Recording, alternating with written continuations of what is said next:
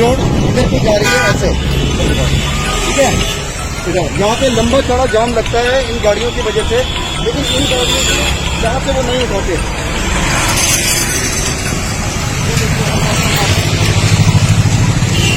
ये गाड़ियाँ हैं,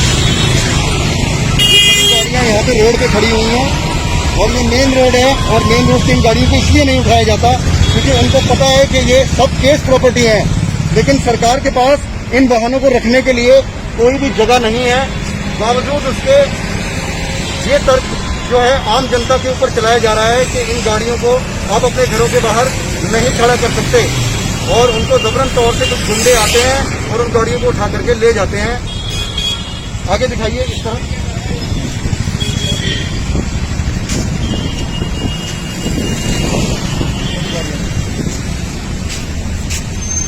ये सब मेन रोड पे खड़ी हुई हैं, सब गाड़ियाँ दिखाइए इधर। ये चलती रोड है और यहाँ पे सुबह और रात से शाम को कितना वक्त में अच्छा खासा जाम लगता है। और आगे आ जाओ,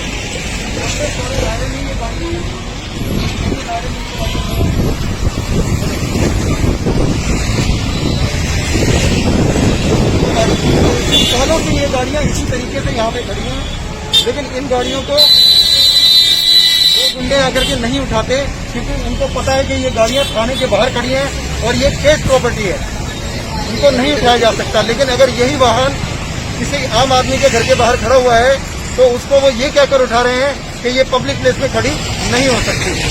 तो अब आप खुद ही सोचिए कि सरकार का ये जो आदेश है इसकी जो अवहेलना की जा रही है या इसको मिसयूज किया जा रहा है कि आम आदमी की संपत्ति के अधिकार का हनन करके, क्या ये सही है? क्या इसके लिए दिल्ली पुलिस जिम्मेदार है या एमसीडी जिम्मेदार है या हमारे और एनडीएमसी या ट्रैफिक पुलिस कमिश्नर जिम्मेदार हैं जो इन ऑर्डर्स को फॉलो कर रहे हैं और गाड़ियां लोगों के घरों से उठवा रहे हैं? तो मैं अब आपको वो जगह दिखाता हूँ जहाँ पे शिकायत करता गाड़ी उनके ठीक घर के बाहर से उठा ली गई।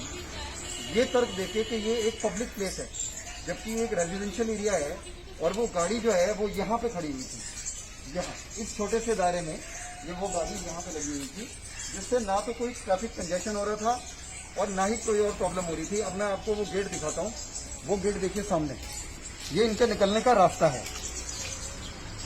यहाँ पे ये गाड़ियाँ, सारी गाड़ियाँ खड़ी हैं, गाड़ियाँ निकल रही हैं, ये सब गाड़ियाँ लोगों के घरों के बाहर खड़ी हैं, तो ये पब्लिक प्लेस में नहीं खड़ी है। लेकिन 15 साल और 10 साल पुरानी डीजल गाड़ी और 15 साल पुरानी पेट्रोल गाड़ी का तर्क देके ये उन गाड़ियों को घरों से उठा लेते हैं जबरन तरीके से, वो भी कोई नोटिस दिए बिना। नोटिस के नाम पे एक पर्चा चिपका के चले जाते हैं, जिसकी ऑथेंटिकेशन को लेकर के कई शक उठाए जा रहे हैं कि ये असली है कि नहीं, जो एक जांच का विषय है और अभी जांच जिसकी चल रही है।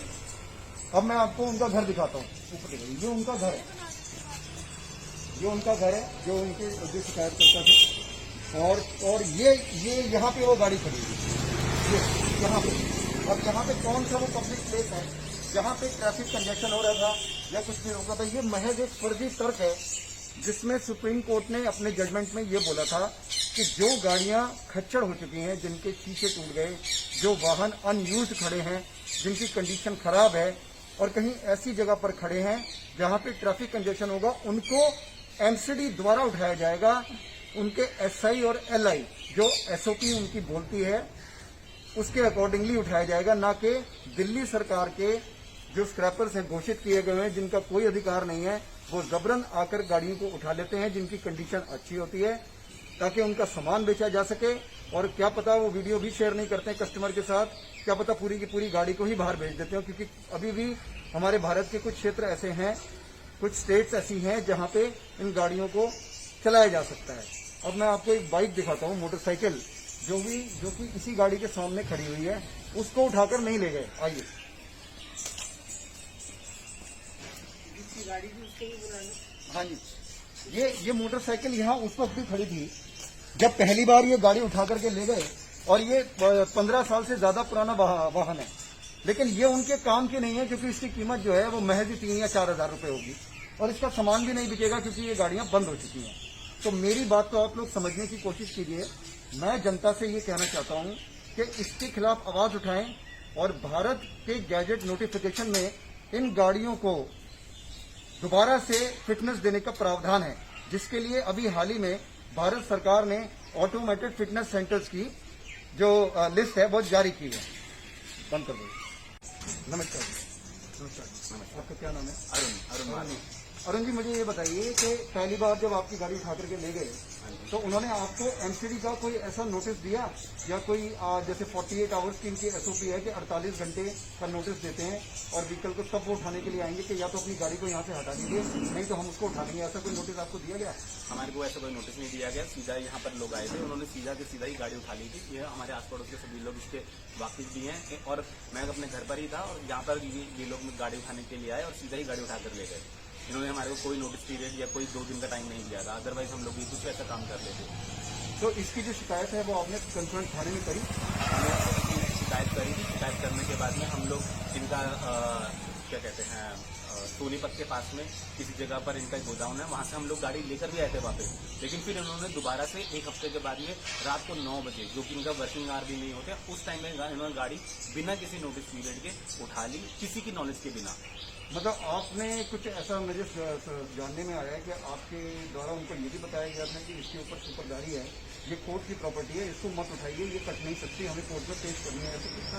हाँ जी, इस गाड़ी के हमने सारे कागजात दिखाए थे, कोर्ट में उनको पेपर दिखाए थे, लेकिन उन्होंने उसको नजरअंदाज करते हुए, उसकी कोर्ट के सारे ऑर्डर्स को नजरअंदाज करते हुए उस गाड़ी को उठा लिया जबरन। हाँ जी।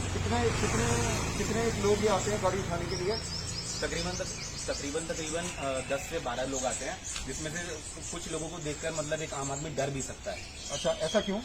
मतलब एक डर का एक माहौल सा पैदा किया जाता है जिसमें आप घबरा सकते हैं, क्योंकि कोई आपके पीछे चल रहा है, कोई आपके आगे चल रहा है। मतलब ये एक आम आदमी की भावना हो सकती है जो मेरे अंदर आई थी। अच्छा, कोई बदमाश भी है? मैं बदमाश तो नहीं कहूंगा, मैं बदमाश बिल्कुल भी नहीं कहना चाहूंगा, लेकिन अगर शरीर से, डील डॉल से, बोल चाल से अगर मुझे ऐसा लगेगा जो एक ऐसा माहौल पैदा करेगा, जो डर का माहौल पैदा करेगा, तो मैं जरूर कहूंगा कि हाँ, डर कोई भी डर सकता है। जी। तो आपको मतलब कुछ धमकाने का काम करते हैं ये?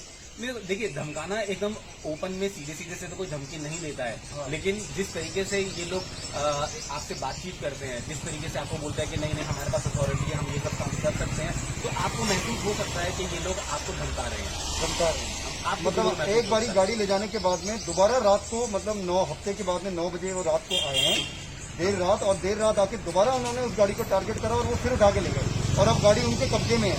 तो अब आपने क्या एक्शन लिया अभी उनके खिलाफ? उनके खिलाफ हमने कोर्ट में अपील दायर करी है, जिसके अगेंस्ट में हमारे को कल एक बहुत अच्छी जो सूचना मिली है उसमें ये मिली है कि इनके डायरेक्टर को क्या कहते हैं समन किया गया है, एमसीडी के नोडल ऑफिसर को समन किया गया है और हम फिर इनसे कोर्ट में ही बात करेंगे कि इन्होंने ऐसा क्यों किया। और दूसरी चीज, हम लोगों ने एक लीगल तौर पे हम लोगों ने जो एडवाइस ली है वो ये लिया है कि ये जो हमारे को नोटिस भी देते हैं वो अपने आप में खुद ही फर्जी होता है, वो कोई एक ऑथेंटिकेटेड इनका कोई डॉक्यूमेंट नहीं है, उसमें बहुत तरीके की गलतियां हैं। जो एमसीडी का पर्चा ये थमा के जाते हैं, जो एमसीडी के नाम पर ये पर्चा देते हैं, एमसीडी के नाम पे थमा के, तो मतलब आपने उसका इंक्वायरी निकाली है? हाँ जी, हमने इसकी इंक्वायरी निकाली है, तो हम लोगों ने उसको क्या कहते हैं पुलिस स्टेशन में भी जमा किया है ताकि उसकी ऑथेंटिसिटी पता चले और उसे हमको अभी तक मतलब फुल प्रूफ कोई हमारे को रिजल्ट नहीं मिला है, लेकिन हम लोग इसकी आशा करते हैं कि हमको बहुत जल्द इसकी क्या कहते हैं सूचना मिलेगी कि ये एक फर्जी डॉक्यूमेंट था। तो इस पूरी घटना में पुलिस ने आपका कोई साथ दिया, कुछ मदद की आपकी? हम लोगों को बहुत तरह से सहायता मिली, जैसे आप जैसे जो लोग हैं आगे बढ़कर सामने आए, जिन्होंने हमको अच्छे तरीके से गाइड किया ताकि हम लोग आगे बढ़ सके और हमने इस डायरेक्शन में लिया। और पुलिस ने भी हमारी मदद करी, ऐसा नहीं है कि उन्होंने नहीं करी, जिससे हो सकता था उन्होंने किया है। पुलिस ने आपकी मदद और आपकी भी मैं कहूँगा कि आपने भी हमारी बहुत मदद करी। हमारा तो काम ही है देश की जनता का जागरूक, हाँ, जिस तरीके से आपने मेरे को जागरूक किया, क्योंकि मैं एक बार को हिम्मत खो चुका था जिस तरीके से इन्होंने हमारे यहाँ पे माहौल बनाया था, लेकिन जिस तरह से आपने हमें जागरूक किया उस जागरूकता के बाद में, हाँ, मैं ये जरूर कहूंगा कि मैं आपका धन्यवाद देना चाहूंगा और बाकी लोगों का भी धन्यवाद देना चाहूंगा।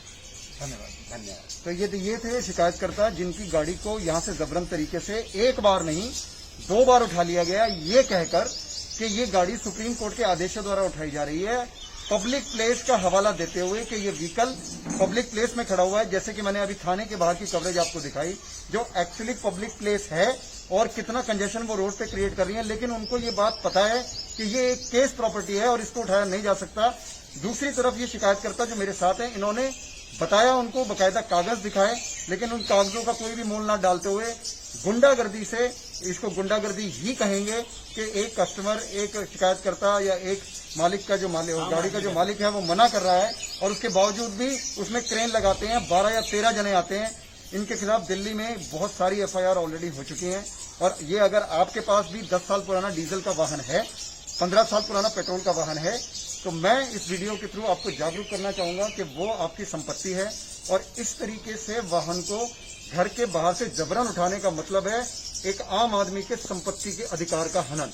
इसका हनन ना होने दें और इसके लिए कोर्ट का दरवाजा खटकाएं, क्योंकि इसमें आरटीओ ने ऑप्शन दिए हैं कि आप अपने व्हीकल को पहले तो इलेक्ट्रिक में कन्वर्ट करा सकते हैं, उसके बाद अभी हाल ही में एक अधिसूचना जारी हुई है जो मैं आप लोगों के साथ शेयर कर दूंगा, जिसमें ये साफ बताया गया है कि पूरे देश में ऑटोमेटेड फिटनेस सेंटर्स में ये गाड़ियां जाएंगी, जिनके बाद ये पता लगेगा कि इन गाड़ियों को स्क्रैप किया जाएगा या इनको रखा जाएगा। ये इनके पास ऐसा कोई अधिकार नहीं है स्क्रैपर्स के पास कि ये गाड़ी को इस तरीके से जबरन तरीके से उठा लें। आप देख रहे हैं सूचना भारती। ऐसी ताज़ा खबरों के लिए हमारे चैनल को सब्सक्राइब करें और फेसबुक को फॉलो करें। धन्यवाद।